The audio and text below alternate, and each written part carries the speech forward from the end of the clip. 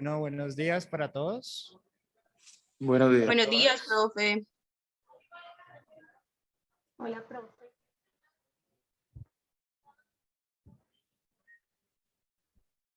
Buenos días. Hoy vamos a continuar un poco con lo que veníamos desarrollando. Es una idea que espero les devuelva a ustedes una mirada distinta, un poco más interesante, un poco más enriquecedora de los aportes de la neurociencia a los psicólogos, más como una neurociencia para psicología, ¿cierto?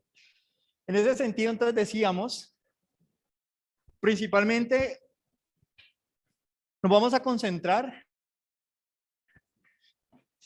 en un aspecto que todos nosotros hemos experimentado, nos han contado cuando estudiábamos en 11, en décimo, y nos hablaban de biología, nos decían un poco cuál era la historia, digamos, cuando vemos algo, cuando observamos algo, que vemos la luz y esa luz entonces se refleja en nuestra retina como una imagen invertida que luego se va por el nervio óptico y que termina en la corteza occipital. Esa historia la conocemos. Lo que queremos entonces rescatar de toda esa historia es el hecho de que el mundo que sucede, absolutamente todo, lo que vemos, lo que escuchamos, lo que olemos, absolutamente todo ese mundo sucede dentro de nosotros. ¿Cuál es la evidencia de que eso sucede dentro de nosotros? Y eso es de lo que vamos hoy a ponerle un poquito de lenguaje un poco más técnico, ¿vale? Y entonces, Buzz Lightyear, ¿ustedes lo conocen? ¿No? Buzz Lightyear, al infinito y más allá, ¿cierto? Es uno de los lenguajes por excelencia, ¿cierto?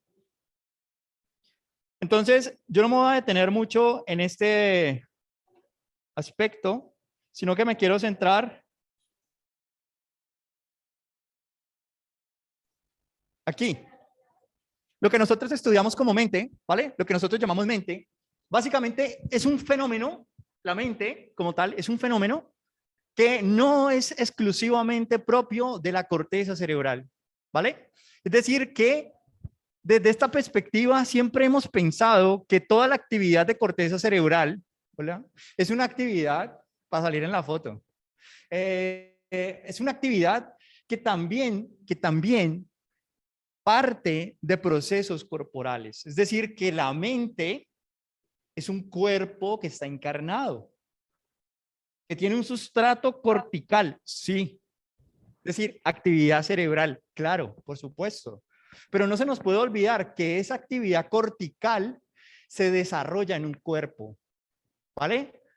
Por ejemplo, nuestro amigo que tenemos aquí en la camilla, lo que le pase a esos huesos, ¿vale? En estos momentos no hay forma de representarlo. No hay una corteza cerebral que permita registrar los cambios en el movimiento. Da lo mismo si yo lo dejo caer de la camilla o no. Él no se va a percatar de que se ha caído de la camilla. ¿Vale? En ese sentido, entonces, es muy importante que nosotros entendamos que la mente, en su primera instancia, sucede como un fenómeno corporal y cortical. No es una separación mente lejos del cuerpo, es cuerpo y mente.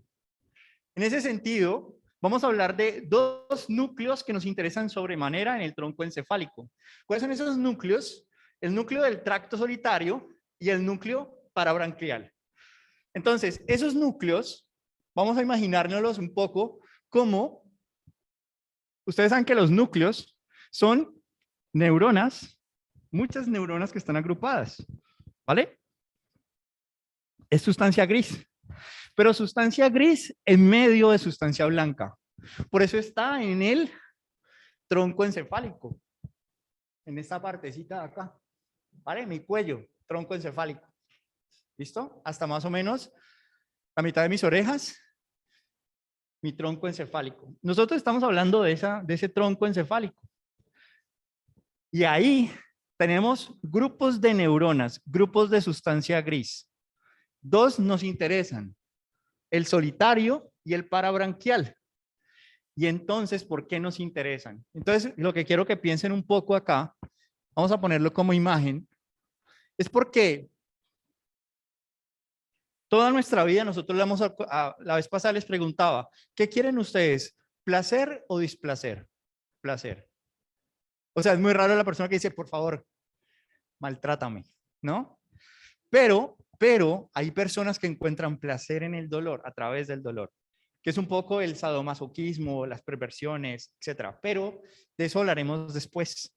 En este momento estamos hablando de personas que normalmente experimentan toda su vida y toda su vida está organizada en dos aspectos de la realidad. O sea, lo que llamamos realidad, nuestro mundo, ¿vale? Es un mundo que puede ser placentero o displacentero. ¿Bien? Un beso, placentero o displacentero. Normalmente es placentero. Sexo. ¿Placentero el sexo? Sí. Normalmente es placentero. Alimentación, comer. ¿Placentero? Rico. Bien, perfecto. ¿Me entienden? Toda nuestra vida va cargada con que yo valoro mi vida en función de si eso es placentero o displacentero. No necesariamente para todos es igual y eso es lo que vamos a entender el día de hoy. Entonces, estos dos núcleos tienen que ver con que podamos generar a muy temprana edad una conciencia, una primera experiencia de placer y dolor. ¿Bien? ¿Cómo se produce esa experiencia de placer y dolor? Y entonces aquí lo que quiero que pensemos es un poco en esta imagen. ¿Vale? Entonces, vengan, yo lo voy a poner como pantalla completa a ver si se ve mejor. Mejor, ¿cierto? Y entonces, aquí nos interesan el núcleo del tracto solitario, ¿vale?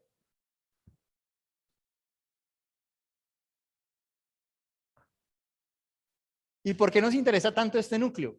Ustedes dirán, vale, pensemos en que este núcleo, como tal, va a inervar la lengua, ¿sí?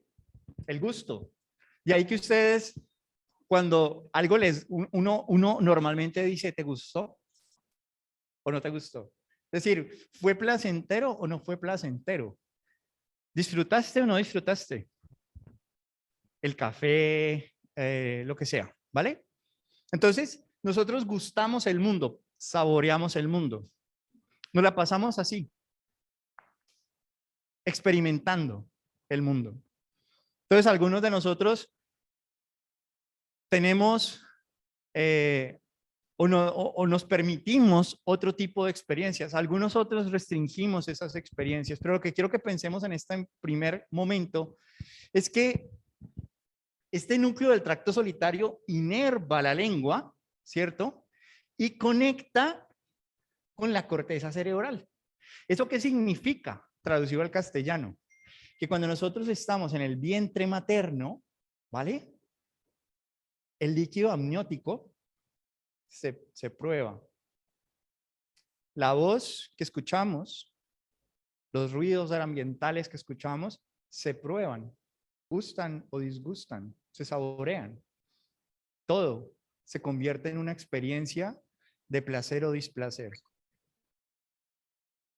Por eso cuando ustedes se preguntan, oye, esta película, ¿a qué me supo?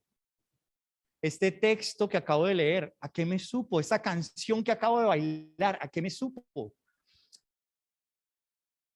¿Qué sabor me dejó? Lo que estamos tratando de traducir al castellano es, ¿me gustó o no me gustó? ¿Vale? Entonces, visto así, prácticamente deberíamos de pensar en términos de que el núcleo del tracto solitario es un núcleo que inerva todas nuestras vísceras, ¿vale? Todas nuestras vísceras y inerva nuestra lengua y lo conecta con la corteza cerebral. ¿vale? Visto así, pues uno diría, significa entonces que la primera experiencia nuestra como mente, es decir, cuando decimos quién soy yo puedo tener a esa pregunta respuestas muy variadas. Pero lo que sí podemos decir es que todos nosotros organizamos nuestras experiencias en placer y displacer. Entonces, la siguiente pregunta que surge lógicamente es, ¿cómo nosotros hacemos, o más bien, cuándo, ¿cierto? ¿Cuándo aproximadamente nosotros empezamos a tener una conciencia, ¿cierto? De placer o displacer. Y entonces, si buscamos un poco, pero voy a salir de acá un momento.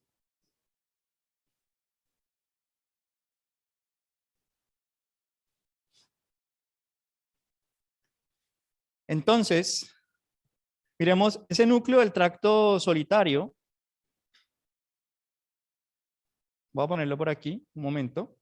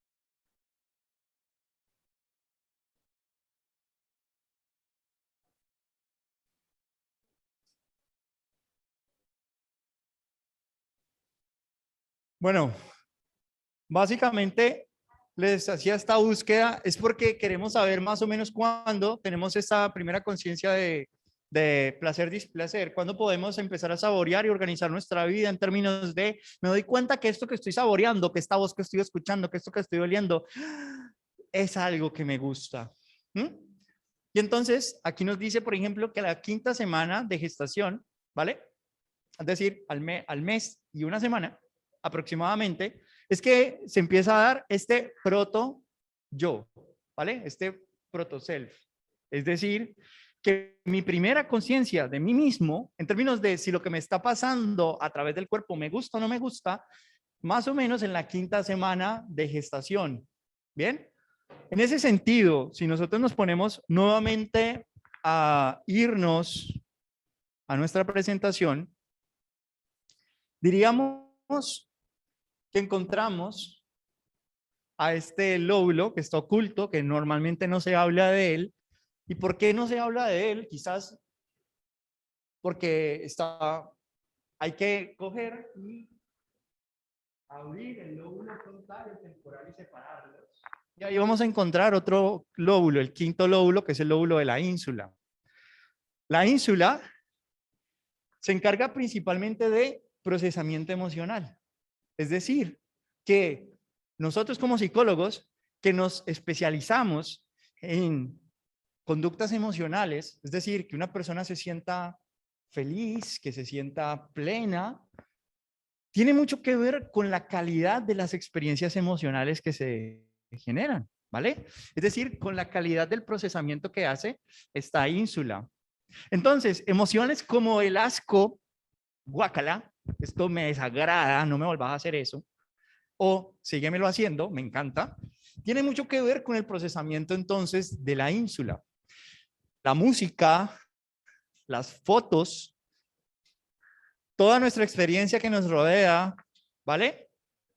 Viene cargada entonces de una emoción. Y eso es lo hermoso de todo, porque eso nos permite entender las diferentes maneras de valorar la vida. Porque para unos el celular ¿vale? Si yo lo dejo caer en este momento, ella puede decir, profe, tranquilo, déjelo caer las veces que quiera. Y para otros, no, eso es imposible. ¿Cómo se le ocurre, profe, usted dejarme caer? El celular es mi vida. Entonces, visto así, lo que queremos decir es un poco, ok, vamos a entender por qué las personas valoran de manera distinta, ¿listo? Los diferentes estímulos de la vida. ¿Por qué para mí es tan importante un iPhone y por qué para mí no?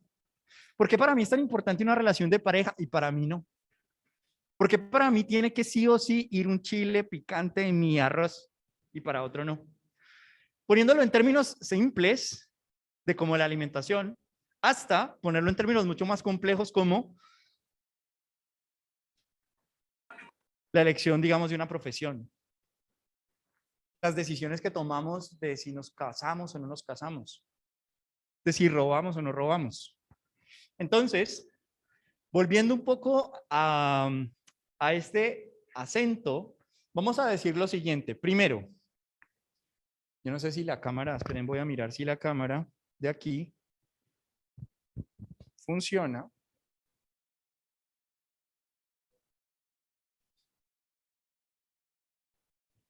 Bueno, funciona, entonces voy a escribir en el tablero.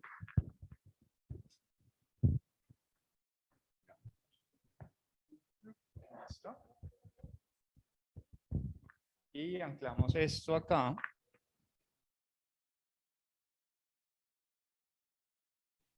Perfecto. Y entonces, lo que nosotros vamos a decir a continuación, pues es lo siguiente. Vamos a empezar a, si ya hemos entendido un poco, vamos a ir poniéndole como acento.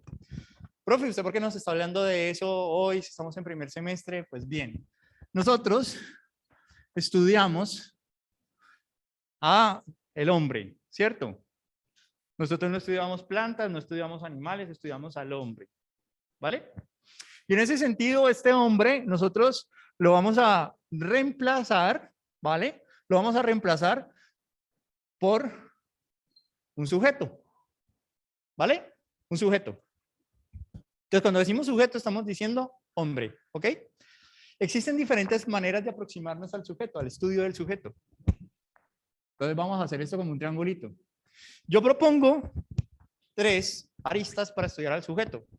Muy parecido a cómo, si por ejemplo en este momento existen muchas aproximaciones para estudiar al sujeto. La filosofía, la física, la química, cualquier otra. ¿Listo? Muchas aproximaciones. Yo propongo 3. ¿Listo? Es muy parecido a como si yo en este momento el salón de clases lo pusiéramos en silencio en términos de luces. 0 luces. Se apagan, se bajan las persianas, todo queda oscuro. ¿Listo? Y hacemos redoble de tambores, pa, pa, pa, pa, pa, pa, pa, y prendemos una luz. ¿Listo? Y lo que aparece, ¿listo? Ante nuestros ojos es este sujeto. Pero nosotros sabemos que el estudio de este sujeto depende en gran medida de la perspectiva que yo asumo. No es lo mismo si yo pongo una luz roja, diré entonces que ese sujeto seguramente es rojo. Si pongo una luz verde, seguramente el sujeto será verde, será Hulk. Y tendremos un debate en términos de si vemos a Flash o vemos a Hulk. ¿Sí? Pero el asunto entonces es dirimir de una vez para que ustedes entiendan que nosotros vamos a abordarlo a este sujeto desde 3 lugares, es decir, solo vamos a encender 3 luces. Ustedes después, cuando estén haciendo sus doctorados, sus posgrados, etcétera, pueden elegir encender más luces, complejizar más el asunto, ¿vale? ¿Cuál es la primera luz? Entonces a esto, ¿vale? Esta primera luz que tenemos aquí, esta primera forma de estudiar al sujeto, ¿listo? Vamos a llamarla de una vez, vamos a poner, hemos estado hablando de cerebro, hemos estado hablando de neurociencia, ¿cierto? Entonces ya vamos a empezar por ahí. Aquí hay un lenguaje, un discurso, es decir, yo tengo una manera de hablar sobre este sujeto, usar ciertas palabras para referirme a él. Entonces, nosotros vamos a tomar aquí un discurso y es el discurso entonces, y aquí viene la primera pregunta para ustedes. ¿Existe la verdad? Sí. No. No sé, profe. La verdad. Tú dices, hay una verdad absoluta, incuestionable, o más bien estamos en un mundo en el cual no existen realmente verdades. Es decir, yo tengo una verdad hasta que me prueban lo contrario. Por tanto, no es, digamos, una verdad absoluta. ¿De qué estamos seguros? ¿Ustedes saben qué va a pasar en...? Yo no sé, tampoco. ¿Vale? Entonces, la ciencia en una primera medida, en un primer momento, pretendió dar verdades. ¿Vale? Pretendió dar verdades. Es decir, quiso ser una herramienta para encontrar respuestas, pero respuestas absolutas. Sin embargo, estas respuestas absolutas, estas verdades, a medida que fueron saliendo otras ciencias, otros desarrollos tecnológicos, épocas nuevas, nos dimos cuenta que esa verdad pues realmente no es tal. Y entonces, ¿en qué quedamos? O sea, ¿cómo le llamamos a la verdad? Mejor dicho. Pues bien, le vamos a poner un nombre a eso. La verdad